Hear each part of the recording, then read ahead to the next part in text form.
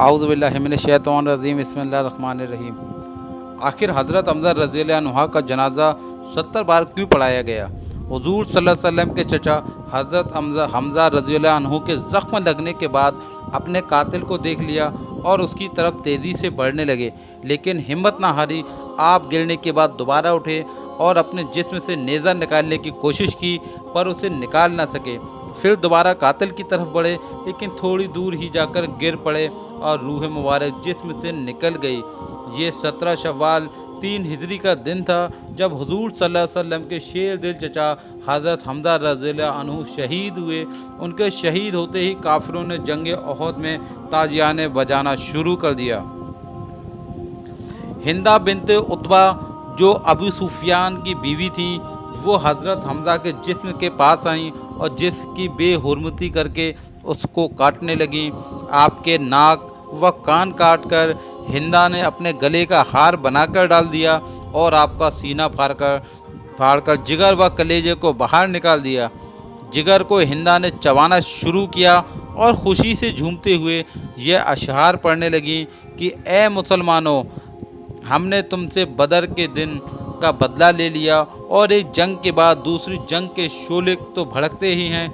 मुझे अपने बाप उतबा के कत्ल पर और अपने भाई वलीद और चचा शैबा और बेटे बकर की जुदाई पर सब्र नहीं आता था, लेकिन आज मेरा दिल खुशी हो गया और मैंने अपनी मानी हुई नज़र पूरी कर ली। ए हमज़ा को कत्ल करने वाले वहशी, तूने मेरे सीने का गम दूर कर दिया और मेरे दुखों पर मरहम लगा दिया। जंग ख़त्म हुई तो हुजूर सल्लल्लाहु अलैहि वसल्लम को बताया गया कि आपके चचा शहीद हो गए हैं।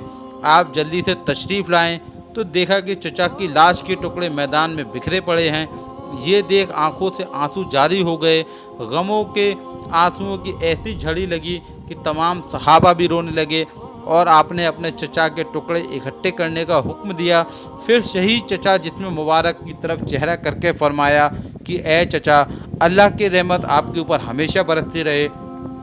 आप रिश्तेदारों का बहुत ख्याल रखते थे और हर अच्छे काम में जल्दी किया करते थे। अगर मुझे आपकी बहन सफ़िया का इतना गम ना होता तो मैं आपके जिस्म के टुकड़े यूं ही मैदान में छोड़ देता ताकि उन्हें परिंदे खा जाएं और क़यामत के दिन आप उन्हीं के पेट से उठाए जाओ। मेरे प्यारे दोस्तों, कि अंदाज़ा कीजिए कि कैसा बड़ा गम होगा जो रहमत और शफ़क़त की मिसाल है। वो कसम खाते हैं कि काफिरों के 70 आदमियों की लाशों का बिल्कुल ऐसा ही हाल करेंगे जैसा कि उन्होंने मेरे चचा हज़रत हमज़ा रज़ियल्लाहु अन्हु की लाश का किया था। हुजूर सल्लल्लाहु अलैहि वसल्लम के इरादे पर अल्लाह पाक ने वही नाजिल फरमाई कि कहा कि ए मेरे नबी, अगर आप सज़ा दो तो वैसी ही सज़ा दो जैसी तुम्हें तकलीफ़ पहुंचाई गई है, और अगर तुम सब्र करो तो बेशक सब्र करने वालों के लिए अच्छा बदला है। इमाम इब्न कासिर लिखते हैं कि इस आयत के नाजिल होने के बाद हुजूर सल्लल्लाहु अलैहि वसल्लम ने अपना इरादा बदल दिया और फिर कसम का कफ़ारा अदा किया। यही नहीं बल्कि अपने सहाबा इकराम को भी सख्ती से मना किया कि कभी भी किसी लाश के टुकड़े ना किए जाएं। यहाँ तक कि कुत्ते की लाश के टुकड़े भी करना जायज़ नहीं है। हुजूर सल्लल्लाहु अलैहि वसल्लम का दिल बहुत ही ज़्यादा गमगीन था। उस मौके पर अल्लाह ताला ने आपकी हिम्मत और हौसला बढ़ाया। फिर हुजूर सल्लल्लाहु अलैहि वसल्लम ने फरमाया, मुझे अभी जिब्रील अलैहिस्सलाम ने आकर खुशखबरी सुनाई है कि मेरे चचा हज़रत हमज़ा को साथ में आसमान पर जन्नतल फिरदौस में अल्लाह और उसके रसूल का शेर लिख दिया गया है।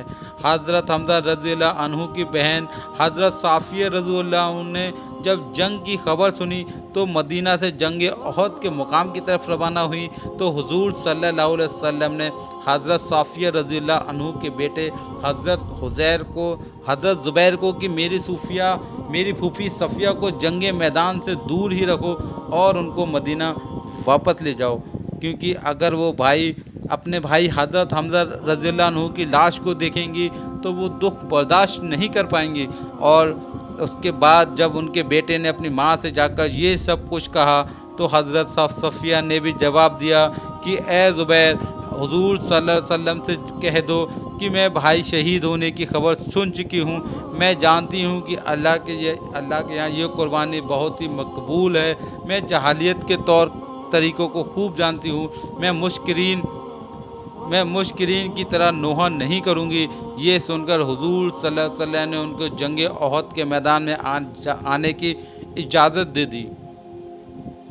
جب انہوں نے اپنے بھائی حضرت حمزہ رضی اللہ عنہ کے جسم کے ٹکڑے دیکھے تو آنکھوں سے آنسوؤں کا دریا بہہ نکلا، لیکن اس بار حضرت صفیہ رضی اللہ عنہ کی زبان سے انا للہ و انا الیہ راجعون ہی نکلتا جا رہا تھا۔ اس کے بعد حضرت صفیہ رضی اللہ عنہ نے اپنے دونوں ہاتھوں کو اٹھاتے ہوئے دعا کی کہ اے اللہ، یہ قربانی تیری راہ کر دی گئی ہے، تو ہی اس کو قبول کرنے والا ہے۔ اس کے بعد حضور صلی اللہ علیہ وسلم نے اپنی پھوپھی کو حکم دیا کہ اے پھوپھی جان، آپ مدینہ ہی میں ہی واپس چلی جائیں۔ تو حضرت صفیہ رضی اللہ عنہ مدینہ واپس آ گئیں۔ اس کے بعد حضرت حمزہ رضی اللہ عنہ کے جسم کے ٹکڑوں کو اکٹھا کر کے کفن پہنا کر جنازے کے لیے رکھ دیا گیا۔ حضرت صفیہ رضی اللہ عنہ نے اپنے بیٹے زبیر رضی اللہ عنہ کو میدان احد سے جاتے ہوئے 2 چادریں دیں اور فرمایا کہ اپنے ماموں حضرت حمزہ کے جسم کو اس کو ڈھانک دینا۔ حضرت زبیر رضی اللہ عنہ نے دیکھا کہ ایک انصاری صحابی شہید ہو گئے ہیں اور اس کے جسم پر لباس نہ تھا، تو انہوں نے ایک چادر سے اپنے ماموں کو کفن دیا اور دوسری چادر سے ان انصاری صحابی کو کفن دیا۔ جب جنازہ پڑھایا گیا تو اس کے متعلق بھی 2 طرح کی روایت ہیں۔ پہلی روایت تو یہ ہے کہ حضور صلی اللہ علیہ وسلم نے سب سے پہلے اپنے چچا کا جنازہ پڑھایا، اس کے بعد ایک ایک کر کے تمام صحابہ اکرام کے جسم مبارک سامنے رکھ کر جنازہ پڑھائے گئے، لیکن حضرت حمزہ کا جسم مبارک ہر جنازے کے وقت حضور صلی اللہ علیہ وسلم کے سامنے ہی رہا، کیونکہ حضرت حمزہ رضی اللہ عنہ کو ملا کر کل 70 صحابہ شہید ہوئے، اس لیے حضرت حمزہ رضی اللہ عنہ پر بھی 70 بار نماز جنازہ پڑھائی گئیں۔ دوسری روایت ابن ماجہ کی حدیث نمبر 1502 میں ہے کہ جنگ احد کے روز شہیدوں میں حضور صلی اللہ علیہ وسلم کے پاس لایا گیا تو آپ نے 10 شہداء پر جنازہ پڑھانا شروع کیا اور حضرت حمزہ رضی اللہ عنہ کا جسم وہیں پر رکھا رہا۔ اس کو نہ تو اٹھایا جاتا اور باقی شہداء تو اٹھا لیے جاتے، لیکن حضرت حمزہ رضی اللہ عنہ کی میت پر 70 بار جنازہ پڑھایا گیا۔ اس سے پہلے اور اس کے بعد میں کبھی بھی حضور صلی اللہ علیہ وسلم نے ایک ہی جگہ پر کسی بھی شخص کا 2 بار جنازہ نہ پڑھایا۔ دوستو، ان سبھی شہیدوں کو ایک ساتھ قبر میں دفن کر دیا گیا، لیکن حضرت حمزہ رضی اللہ عنہ ان کے بھانجے عبداللہ بن جہش کے ساتھ ایک الگ قبر میں ہی دفن کیا گیا۔ میرے پیارے دوستو، اللہ تعالیٰ ہمیں بھی ان کے نقش قدم پر چلنے کی توفیق عطا فرمائے۔ اگر آپ کو ویڈیو پسند آئی ہو تو ویڈیو کو لائک کریں۔